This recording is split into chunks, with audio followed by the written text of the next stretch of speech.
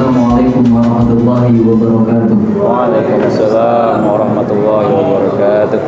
Pertama, bersyukur kita kepada Allah Subhanahu wa taala atas segala curah nikmat serta limpahan rahmatnya kepada kita semua. Insya Allah pada siang hari ini kultum yang akan dibawakan oleh Ustadz Irjianto bertemakan tentang fikih dan keutamaan i'tikaf. Mudah-mudahan dengan penyampaian nanti yang beliau sampaikan kepada kita semua dapat menambah semangat kita, salah satunya untuk melaksanakan i'tikaf ini.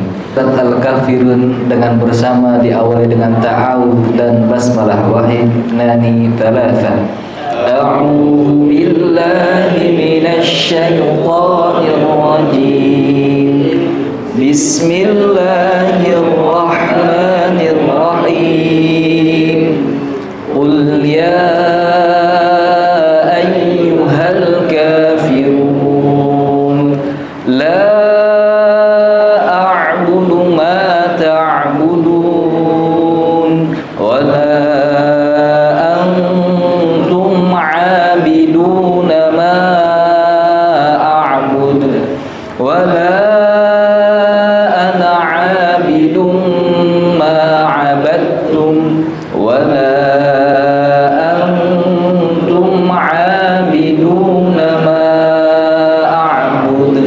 lakum dinukum waliyadin. Shadaqallahul azim. Mudah-mudahan dengan merujuk surat Al-Kafirun tadi dapat menambah keberkahan serta dapat menambah kelancaran dan kegiatan kita siang hari ini. Kemudian tidak berpanjang lebar, langsung saja kita sambut bersama Ustadz Irjianto dengan pengikan takbir.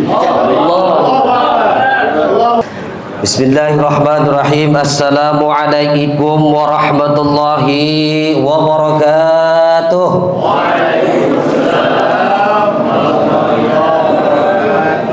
Yang jawab salam saya mudah-mudahan masuk surga. Amin.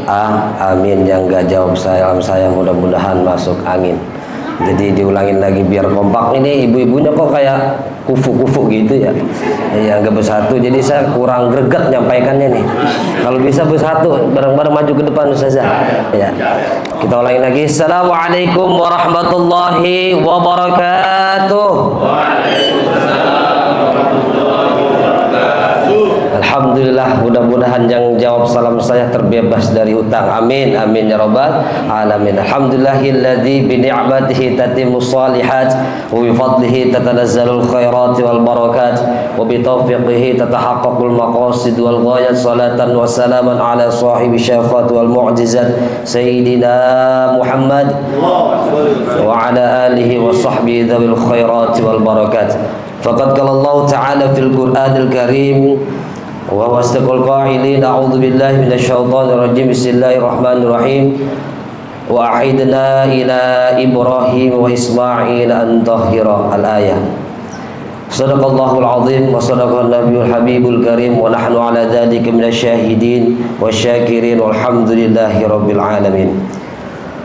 Hadratul muhtaramun yang sama-sama kami muliakan, Bapak Ustadz Anis Baswedan dan juga Al-Ustadz Yusran Yasir dan juga Ustadz Nur Swoko dan juga Ustadz Asrari dan juga segenap seluruh Ustadz dan Ustazah, dan mudah-mudahan kepada beliau semuanya kita doakan semoga sehat walafiat, panjang umur dalam taat pada Allah Subhanahu wa taala, dan juga para perjuang dan juga penggerak akademik akhlak kepada anak-anak generasi Islam, yakni Ustaz dan Ustazah Nurul Hikmah, dan juga para soimin soimat dimanapun anda berada, mudah-mudahan dalam keadaan sehat walafiat dan panjang umur dalam taat pada Allah Subhanahu wa taala. Amin amin ya rabbal alamin.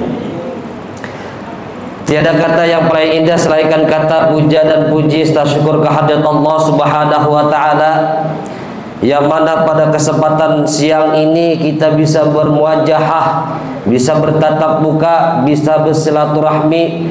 Walaupun tadi dari pagi sampai saat ini kita benar-benar banyak kegiatan, namun itu tidak mengurangi semangat kita untuk melangkahkan kedua belah kaki kita seiring mengayunkan kedua belah tangan kita ke tempat yang insya Allah dimuliakan ini dalam rangka kajian kultum, kuliah terserah antum. Bagaimana? Kuliah 7 menit. Mudah-mudahan semuanya langkah demi langkah kita jadikan maghfirah oleh Allah Subhanahu wa taala. Amin. Amin ya rabbal alamin. Salawat berkah salam mari kita sanjunkan kepada Nabi besar kita Nabi Muhammad sallallahu alaihi wasallam. Mudah-mudahan salawat yang selalu kita lantunkan di dunia mendapatkan syafaat utma telah nanti di hari kiamat. Amin. Amin ya rabbal alamin. Ikan sepat, ikan gabus, jemurnya di latar. Lebih cepat, lebih bagus karena kita pada lapar. Maka dari itu biar singkat, biar cepat dan juga tidak bertele-tele, begitu ya. Baik para asatid dan ustazah semuanya yang mudah-mudahan sama-sama dimuliakan oleh Allah Subhanahu wa taala. Di siang ini kita harus bersyukur kepada Allah Subhanahu wa taala. Dengan cara apa kita harus bersyukur? Bersyukurnya yakni menjalankan semua perintah Allah dan menjauhi semua larangan Allah. Ketika kita sudah bersyukur, maka kita harus rasakan rasa syukur kita. Dengan cara apa? Dengan cara saksama kita hadirkan ini majlis atau ini kultum yang memang dimobilisasikan oleh Ustadz Asror yang begitu luar biasa ya. Walaupun dari kegiatan tadi pagi sampai saat ini kita banyak kegiatan, namun diisi kembali untuk kajian Islam yang mana memang dianjurkan nanti dalam judul saya ini iktikaf tadi, iktikaf ya, kita berdiam diri ke masjid, salah satunya ini yaitu mendengarkan kajian. Kalau sudah berbicara mendengarkan kajian, maka kalau bisa menurut saya tidak ada kegiatan lain selain mendengarkan saya dan memperhatikan saya. Karena kalau saya tidak diperhatikan dan tidak didengarkan, buat apa saya berbicara? Ya, maka dari itu sama-sama mari kita dengarkan, walaupun niatnya bukan menceramai dan bukan membuguri, tapi kita sharing sama-sama. Sebab kaitannya sama dengan apa yang disampaikan kemarin oleh Ustaz Nahar itu ada seperti itu. Jadi keutamaan iktikaf itu sudah disampaikan. Namun saya di sini sekarang kita enjoy aja, sebab udah penghujung daripada pertemuan kita. Besok kita akan berada di rumah masing-masing. Jadi kita bertemu di sini adalah kesan yang terbaik buat saya. Ada deg-degannya, ada juga gembira. Kenapa gembiranya? Gembiranya saya nanti bisa maaf langsung secara khusus buat saya kepada guru-guru yang lain. Deg-degannya saya kayaknya mengajari bebek berenang jadi agak sulit. Mudah-mudahan bisa dimaklumi dan bisa diterima apa yang saya sampaikan. Para asatid yang mudah-mudahan dimuliakan oleh Allah Subhanahu wa taala. Tak terasa kita sudah di ujung fase 10 Ramadan yang kedua. Sebagian ulama mengatakan bahwasanya fase awal 10 Ramadan itu adalah rahmat, dan yang kedua maghfirah, dan fase yang ketiga itqu minan nar. Namun selama itu 20 hari atau 20 hari sekarang jalan, puasa yang kita lakukan sampai mana rasanya kita rasakan? Sebab tahapannya kita ini bukan hanya sekedar puasa, menahan haus dan lapar, tapi harus dirasakan bagaimana puasa itu. Sehingga dengan kita rasakan itu puasa, dampaknya atau dampak positifnya nanti terhadap diri kita. Dengan kita merasakan itu puasa, kita bisa menahan diri kita. Karena kemarin yang disampaikan oleh Ustadz Nahar itu, surga itu merindukan, ya, merindukan 4 golongan, yakni salah satunya adalah orang yang berpuasa di bulan suci Ramadan. Nah, Bahkan umat-umat selain terdahulu itu menginginkan bulan suci Ramadan, tapi adanya di umatnya baginda Rasulullah SAW. Dalam esensi ayat tersebut pun, la'allakum tattaqun, itu agar kita mendapatkan ketakwaan. Takwa bukan hanya di bulan Ramadan, konsisten di bulan-bulan yang lain agar kita menjadi orang yang takwa. Takwa itu apa sih? Dalam kitab Taisirul Akhlaq dijelaskan imtisalun awamirillahi wa jitinabu nawahi sirran wa alaniyah. Jadi menjalankan semua perintah Allah dan menjauhi semua larangan Allah, sirran secara sembunyi-sembunyi atau wa alaniyah secara ramai-ramai atau terang-terangan. Pada saat kita seperti ini, ya, Ustadz Iqbal pakai kokoh, pakai celana atau songkok, itu kelihatan solehnya karena lagi bareng-bareng. Tapi ketika sendiri, apakah sama dengan pada saat ini? Nah, itulah esensi daripada kesolehan. Ya. Maka dari itu takwa itu seperti itu, harus kita konsistenkan secara kita sendiri maupun saat ramai-ramai. Nah, kembali lagi kepada puasa kita ini, sampai mana kita rasakan puasa kita ini? Ya. Para asatid dan ustazah yang sama-sama dimuliakan oleh Allah Subhanahu wa taala. Selain kita menjalankan puasa, menahan diri dan menahan haus dalam diri kita, kita juga harus dianjurkan dan sangat wajib menahan emosi kita dan juga mengatur emosi kita, ucapan kita. Itu luar biasa sulitnya. Namun itulah yang diajarkan pada bulan suci Ramadan ini, sehingga dengan itu kita bisa, maka akan menjadikan dampak positif setelahnya. Dalam siang ini saya akan menyampaikan yakni tentang keutamaan iktikaf. Tadi hanya prolog aja biar semangat, ya. Iktikaf itu adalah salah satu ibadah yang sangat dihancurkan, sebagaimana tadi saya bacakan ayatnya, wa ahidna ila Ibrahim wa Ismail an tahhira baitiya lit-ta'ifin wal 'akifin war ruk'is sujud. Ya, yang jawab Allah biasa ngikutin kajian kampung jadi tahu. Yang nggak jawab Allah ya wallahu alam. Ya satu baik. Yang artinya, dan aku perintahkan, ya, kepada Nabi Ibrahim dan Nabi Ismail. Untuk apa? Untuk membersihkan atau mensucikan rumah Allah. Untuk siapa itu rumah Allah dibersihkan dan disucikan? Lit-ta'ifin wal 'akifin war ruk'is sujud, bagi orang-orang yang tawaf dan orang-orang yang i'tikaf dan orang-orang yang sujud. Ya, segitu mulianya orang yang ingin mendekatkan diri pada Allah, sampai tempatnya pun dibersihkan, disucikan. Namun kembali lagi kepada diri kita. Ketika kita melakukan iktikaf itu diawali dengan apa? Diawali dengan niat karena Allah kah, atau diawali dengan niat nafsu? Ya. Ketika niat kita nafsu bukan karena Allah, maka akan terjadi kesalahan-kesalahan dalam diri kita, sehingga apa? Tidak terasa iktikaf kita. Ya. Bahkan pada saat ada salah satu riwayat hadis Rasulullah SAW bahwasanya baginda Rasul ini beriktikaf di pada 10 hari terakhir bulan Ramadan.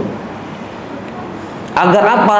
Karena di dalam 10 hari bulan Ramadan itu banyak pendapat adanya Lailatul Qadar. Kita sudah paham dan sudah kita mengetahui apa arti dan makna Lailatul Qadar itu. Ya. Secara hakikat bulan suci Ramadan itu, semua malam pada bulan suci Ramadan itu adalah malam Lailatul Qadar. Bukan hanya 10 hari terakhir. Ya.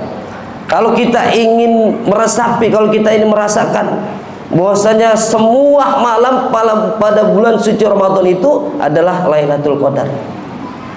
Ya. Tapi kenapa kok Lailatul Qadar ini adanya atau banyak pendapat di 10 hari terakhir? Itu adalah puncaknya. Ya, puncaknya bulan apa? Puncaknya Lailatul Qadar. Dengan puncaknya itu berarti kita tidak mengetahui. Kenapa kita tidak mengetahui? Agar kita berusaha menyongsong untuk mendapatkan malam Lailatul Qadar. Kalau seumpama Lailatul Qadar dibilangin tanggal malam ke-21 atau malam ke-23, 24, saya jamin itu majlis seluruh Indonesia penuh. Ya enggak kira-kira? Kenapa? Karena ingin mengejar malam Lailatul Qadar. Karena luar biasa. Ya. Secara keyakinannya paham Lailatul Qadar itu malam 1000 bulan, tapi secara kenyataannya banyak yang tidak menyadari, dan banyak yang tidak merasakan. Ya, begitu mulianya Lailatul Qadar sehingga banyak dari kita semuanya menyibukkan dirinya daripada amalan-amalan yang lain.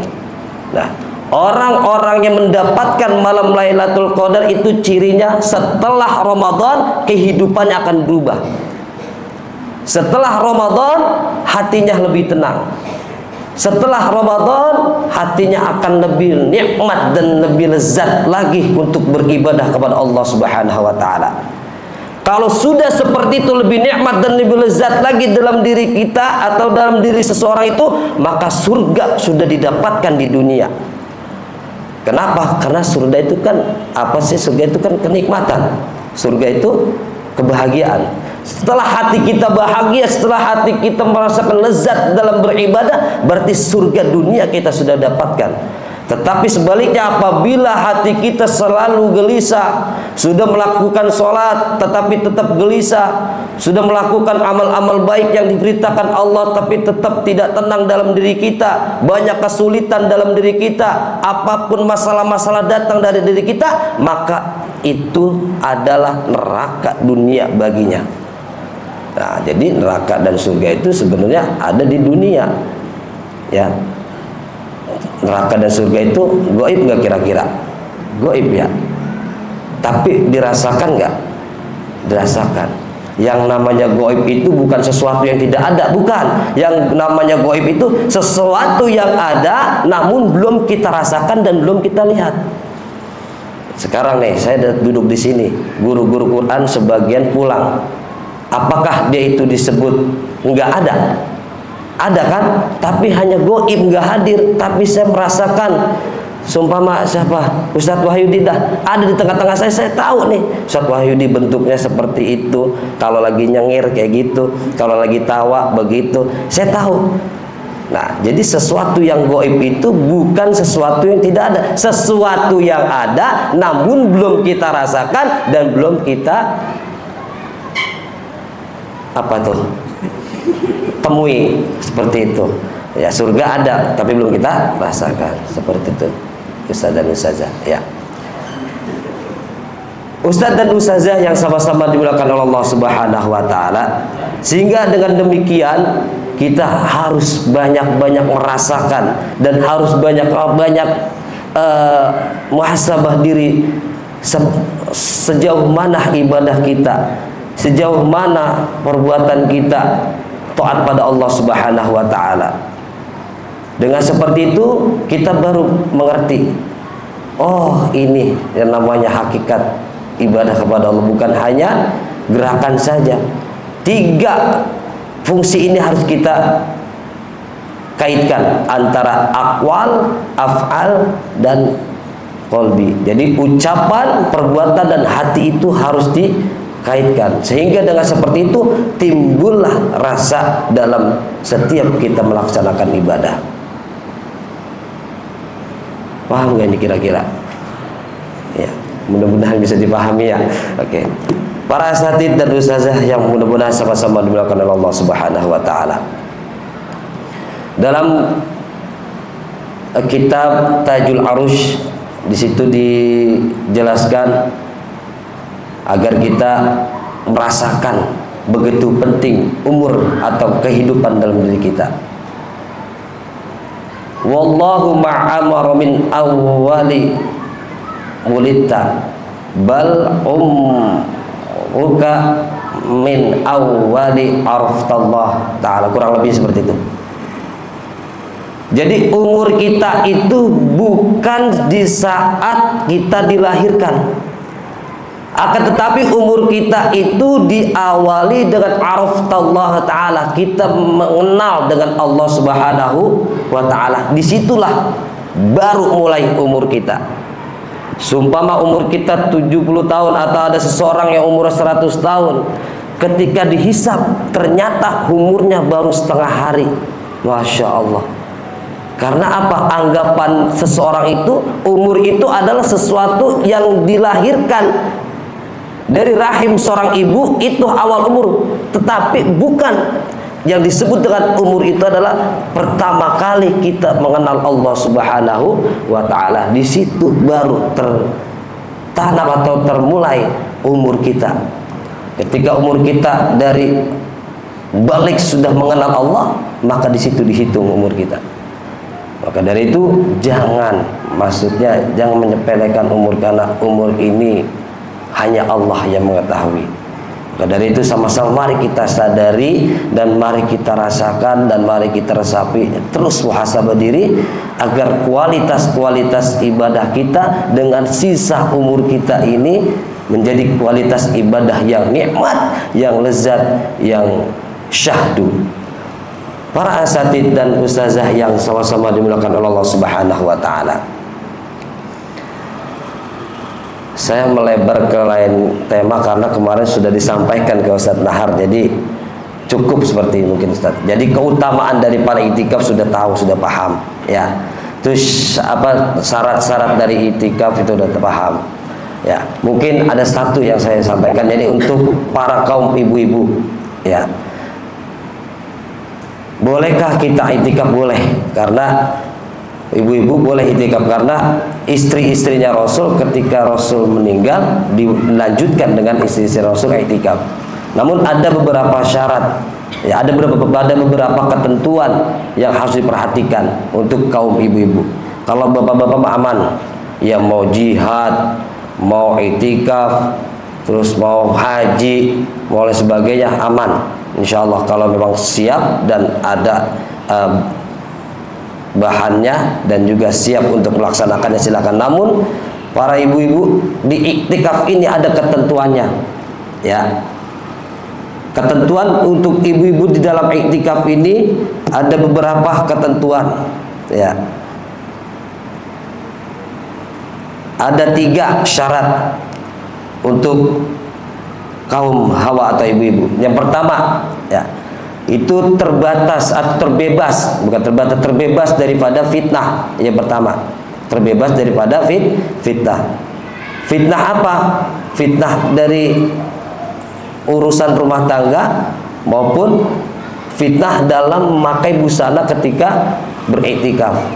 Ada kan sebagian ibu-ibu yang kita perhatikan di masjid itu, dia iktikaf tapi busana-busana yang disiapkan dipakai adalah busana-busana yang luar biasa, yang seksi, membuat gairah, tergoda seperti itu ya. Jadi yang pertama terbebas dari fitnah itu ya. Terus yang kedua, aman dari tempat buat kita iktikafkan. Maksudnya dari masjid itu ada pembatasnya, ada pembatas untuk kaum ibu-ibu sehingga tidak terlihat oleh kaum bapak-bapak ketika lalu lintas, bapak-bapak berjalan. Jadi harus tertutup ya, tidak boleh terbuka. Dan yang ketiga, kewajiban di rumah yang berlaku khusus untuk si perempuan. Jadi sudah ada tidak ada kewajiban, namun ketika ada kewajiban yang terkhusus di rumah untuk ibu-ibu, seumpama menyusui ya, terus merawat anak dan memberikan perhatian anaknya, kalau bisa enggak usah itikaf. Tapi kalau tidak ada 3 syarat ini ya silakan itikaf. Begitu ibu-ibu ya. Ya. Enggak usah sedih, santai aja. Ya, karena kalau kita memang untuk niat beribadah pada Allah, nanti Allah akan mudahkan. Namun ada suatu riwayat cerita, yakni wanita Ansor itu datang menanyakan kepada Rasulullah perihal untuk ibu-ibu ini. Katanya, wahai Rasulullah, katanya, kenapa kok wanita ini selalu dibatasi, apalagi tentang itikafnya? Terus Rasulullah jawab, ini pertanyaan yang luar biasa nih dari wanita Ansor ini. Ya, nggak usah khawatir. Ya, ketika kamu meridhoi, kamu mengikhlaskan, bahkan kamu mendukung lelaki-lelaki kamu di sana untuk jihad, untuk iktikaf dan untuk haji dan sebagainya, kamu ridho dan kamu ikhlas, bahkan kamu menyiapkan itu semua, maka pahalanya sama seperti kaum laki-laki melakukan, walaupun kamu tidak mengikuti atau tidak ikut serta dalam amal tersebut. Jadi dalam artinya apa? Bisa kita pahami bahwasanya ibu-ibu cukup meridhoi, ya, cukup mengikhlaskan, ya, cukup memberikan izin kepada suami-suaminya untuk beriktikaf, ya, untuk beriktikaf, bukan untuk belok kanan. Ya, kalau untuk belok kanan repot. Paham belok kanan kira-kira? Ya. Jadi untuk iktikaf insyaallah dengan meridhoi itu semua, maka ibu-ibu pahalanya sama seperti orang yang beriktikaf, seperti itu. Ya, paham ya, Ustazah? Baik para asatid dan ustazah yang sama-sama dimuliakan Allah Subhanahu wa taala. Yang terakhir, mari sama-sama kita gunakan 10 terakhir bulan Ramadan ini, ya, mulai besok berarti ya, ini 2021 mulai besok, untuk sebaik-baiknya mungkin. Karena dalam suatu riwayat dijelaskan langit dan bumi serta malaikat akan nangis, ya. Langit, bumi dan malaikat akan nangis karena datang musibah untuk umatnya Rasulullah SAW. Apa musibahnya? Perginya bulan Ramadan atau mudiknya bulan Ramadan. Nah, langit, bumi, malaikat nangis dengan kepergiannya bulan Ramadan. Tetapi kita, ada sebagian dari kita sibuk untuk mengurusi mudik. Cari tiket yang murah, ya, cari tiket yang diskon, tapi tidak memperhatikan begitu besarnya keistimewaan Ramadan sampai langit dan bumi serta malaikat menangis dengan kepergiannya Ramadan. Tapi kebanyakan kita tidak mensadari itu semua. Kenapa kau sampai menangis malaikat, bumi dan langit?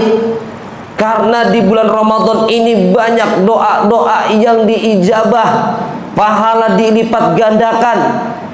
Sesuatu yang sunnah menjadi wajib, sesuatu yang wajib menjadi berkelipatan, pahala pun berlipat-lipat ganda. Akhirnya dengan seperti itu langit dan bumi serta malaikat menangis. Tapi kita udah sadarin belum kira-kira? Kita udah sadar ke situ belum kira-kira kita? Kalau kita belum sadar, maka dari sekarang mari kita sadari momentum 10 Ramadan terakhir ini, sama-sama kita gunakan, sama-sama kita persiapkan, kita sambut dengan sebaik-baik mungkin, agar akhir Ramadan kita atau puasa kita atau Ramadan kita tahun ini adalah Ramadan yang terbaik yang pernah kita lakukan daripada Ramadan yang sebelumnya. Dengan seperti itu akhirnya kita mendapatkan predikat takwa, orang-orang yang bertakwa dan bisa merubah perubahan hidup dalam kita setelah bulan suci Ramadan ini, dan kita terus konsistenkan sampai datangnya bulan Ramadan yang akan datang. Amin amin ya rabbal alamin. Para asatidz dan ustazah, mungkin hanya itu yang bisa saya sampaikan, kurang lebih mohon maaf. Kita sama-sama sharing, dan mudah-mudahan apa yang saya sampaikan ini tidak dipertanggungjawabkan karena kita sharing, bukan saya mengajari dan bukan saya menceramahi. Dan mudah-mudahan nasihat buat saya pribadi dan nasihat buat para asatidz semuanya. Sekali lagi saya mohon maaf lahir dan batin dikarenakan besok kita tidak berjumpa kembali atau tidak berjumpa lagi. Jadi mohon dibukakan pintu maaf yang seluas-luasnya dari saya pribadi, dan juga terima kasih atas waktunya saya bisa berbicara atau memaparkan apa yang saya sampaikan di tengah-tengah para asatidz semuanya. Ma asabaka min hasanatin fa minallah wa ma asabaka min sayyi'atin fa nafsi. Billahi taufiq wal hidayah wa ridha wal inayah. Wassalamualaikum warahmatullahi wabarakatuh.